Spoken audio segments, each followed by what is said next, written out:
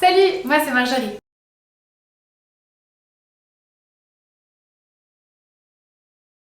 Dans quelques jours, je m'élance pour ma première épreuve de cyclisme ultra distance.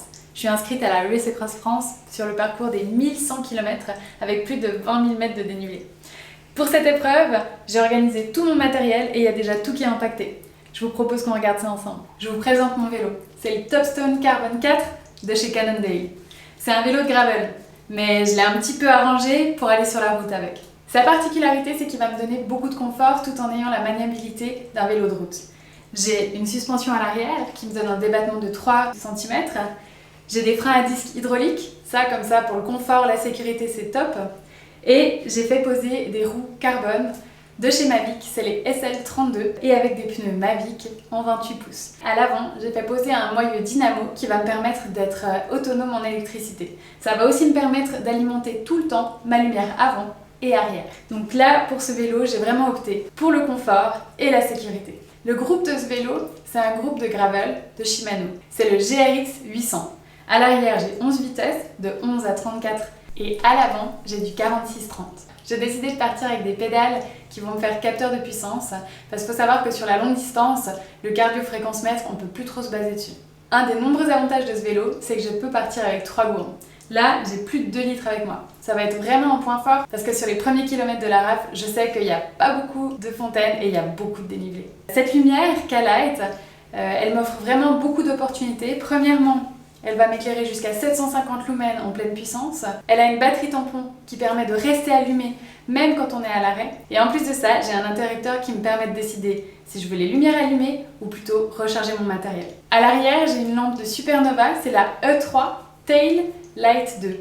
Donc elle est super puissante malgré le fait qu'elle soit toute petite.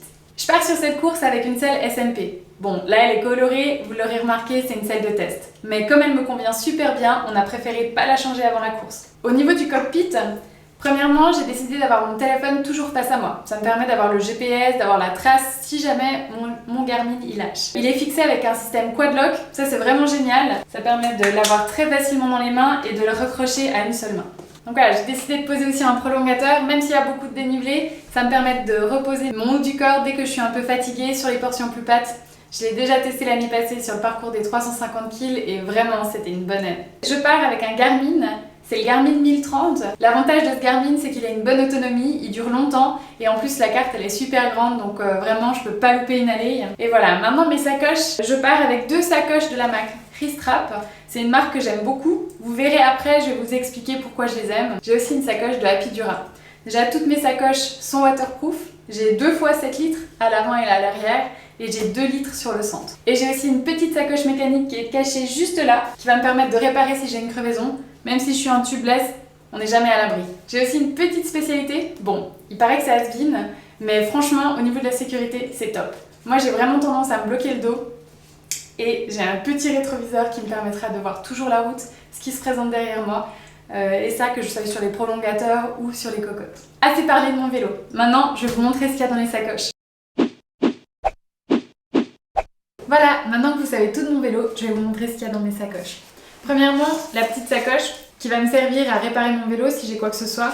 Donc j'ai des petites choses dedans. Je vais avoir du scotch noir, un outil très important. C'est la petite clé de Allen qui va me permettre d'enlever mes roues. Ça, faut se méfier parce que c'est pas toujours la bonne taille dans les multitools. Une chambre à air, des démonts de pneus et un multitools de l'autre côté. Voilà, simple mais efficace. Ensuite, on va passer à ma sacoche de centre. Donc c'est la sacoche qui vient sur mon cadre. Cette sacoche, elle est géniale. Elle peut emmagasiner 2 litres. Donc c'est énorme. En plus, elle est complètement waterproof. J'ai même une petite ouverture pour faire passer mon câble qui va alimenter tout mon matériel, donc c'est génial. Alors dedans, j'ai un peu de tout.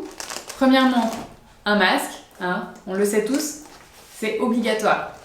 Ensuite, moi j'ai des écouteurs, j'aime beaucoup écouter la musique la nuit. Un cadenas, ce cadenas il est génial. Je l'ai testé ce matin mais je vais pas le tester devant vous, parce que ça fait beaucoup de bruit. En fait, dès qu'il est croché, si quelqu'un le bouge ou si on coupe le câble, il fait beaucoup de bruit. Donc ça c'est génial. Il est petit mais nouveau, efficace.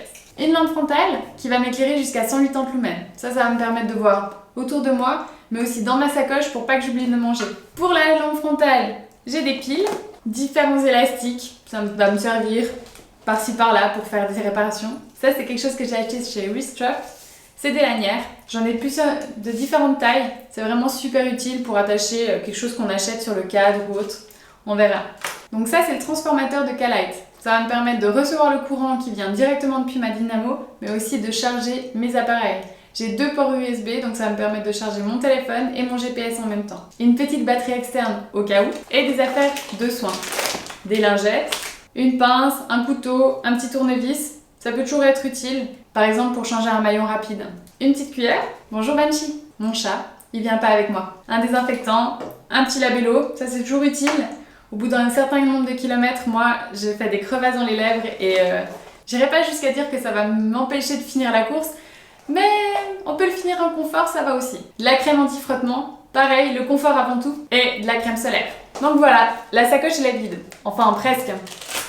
Moi j'y ai caché des petites choses de côté, donc j'ai les piles comme je vous ai montré tout à l'heure, mais j'ai aussi de l'huile pour la chaîne, mes câbles, un petit dock pour si je m'arrête manger des pâtes ou autre chose, je peux charger mes affaires plus rapidement, et aussi des colliers de serrage. Ça c'est toujours utile en voyage. Voilà, vous savez tout ce qu'il y a dans cette sacoche. On va passer à la sacoche de devant. Tout à l'heure je vous disais que j'adore les sacoches de Wriststrap. Je vais vous expliquer pourquoi. Cette sacoche elle a plein d'avantages. Premièrement, comme je vous ai montré, avec un petit strap, j'ai attaché mon matériel pour mon bidou. On verra tout à l'heure ce que c'est. Ensuite ici, j'ai une petite élastique qui va me permettre de mettre ma veste de pluie quand j'en aurai pas besoin.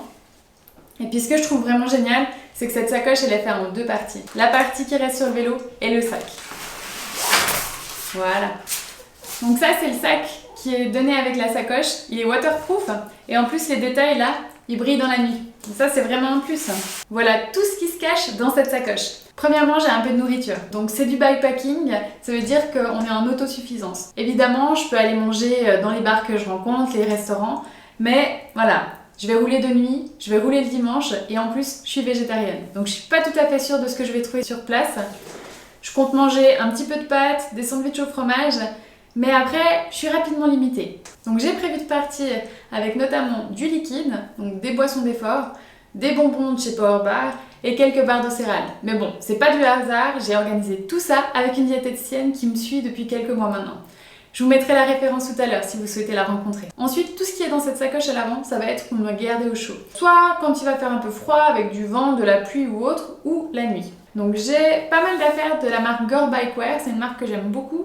Ils font vraiment des vêtements de qualité. Premièrement, un base layer de la marque Gore Bikewear. Ce base layer, je l'ai testé cet hiver et vraiment il m'a gardé au chaud. Donc je compte sur lui, moi je suis frileuse, surtout quand je suis fatiguée. J'ai pris aussi un bonnet Windstopper, une veste Gore-Tex, ça c'est la Shake Dry. Je vous mettrai le lien en dessous, elle est vraiment géniale, très déperlante, elle isole du froid. Ça va vraiment être une aide pour descendre l'école. Et Dieu sait qu'il y en a beaucoup. J'ai aussi pris des gants longs, un cache-cou, des manchettes et des jambières. J'ai pris une doudoune sans manches. Le fait de ne pas avoir de manches, ça va me permettre de gagner un petit peu de place dans mes affaires. Et puis je pense qu'avec tout ce que j'ai pris, j'aurai suffisamment chaud. Ici, on a des surchaussures en cas de pluie, une couverture de survie, matériel obligatoire, du petit matériel en cas de bobo. J'ai notamment du tape. Ça, c'est vraiment des bandes que j'utilise quand je me bloque un peu la nuque, quand je fais des tendinites. J'espère ne pas avoir besoin de les utiliser, mais si j'en ai besoin, ça va vraiment bien m'aider. Des mouchoirs et ma brosse à dents. Voilà, vous avez tout vu et on passe à la dernière. De nouveau, en 2 parties, super facile. Donc là, dans cette sacoche arrière, j'ai tout ce qui va me servir à dormir. Dans des courses en autosuffisance, c'est nous qui décidons comment on dort. On peut aller à l'hôtel, on peut aller chez l'habitant ou alors on peut camper. Moi, j'ai fait le choix de prendre les bivets avec moi pour pouvoir camper où je veux, quand je veux. Premièrement, j'ai un sac de couchage de Sea to Summit qui permet de se contracter très petit. Il est génial, j'ai déjà testé en bikepacking et son grand plus c'est qu'il prend pas du tout l'humidité. Donc on peut le remballer directement une fois cette levée. Toujours chez Sea to Summit, j'ai un petit oreiller gonflable, voilà, qui se présente comme ça. Donc le Bivi, ça vient de Outdoor Research et c'est le modèle Helium. Il est génial, il est très léger, quelque chose comme 500 grammes. Et j'y ai caché déjà dedans mon matelas. De nouveau, Sea to Summit, c'est une marque que j'aime beaucoup. C'est le modèle Light, je vous mettrai tous les liens en dessous. Bah voilà, je crois qu'on a tout vu. Enfin, en ce qui concerne mon matériel. Évidemment, je me suis vraiment bien préparée pour cette course, mais ça, je l'ai pas fait toute seule. Donc il faut quand même que je remercie plein de personnes. Déjà, mon mécano, qui est aussi un ami. Comme vous avez vu, j'ai un matériel vraiment à la pointe, qui est super bien installé, et sans lui, j'y serais pas arrivée. mon coach qui m'a bien préparée, ma diététicienne qui m'a permis de réfléchir à ma stratégie alimentaire et surtout mon mari qui est toujours là pour moi et sans qui je ne serais pas là aujourd'hui à vous présenter mon matériel. Et d'ailleurs, c'est lui qui filme, alors n'oubliez pas de mettre un like et de vous abonner. Maintenant, si vous voulez me suivre, vous pouvez aller sur les applications Soluchrono ou alors le site Solustop et mon dossard c'est le 1117. Merci beaucoup, à bientôt!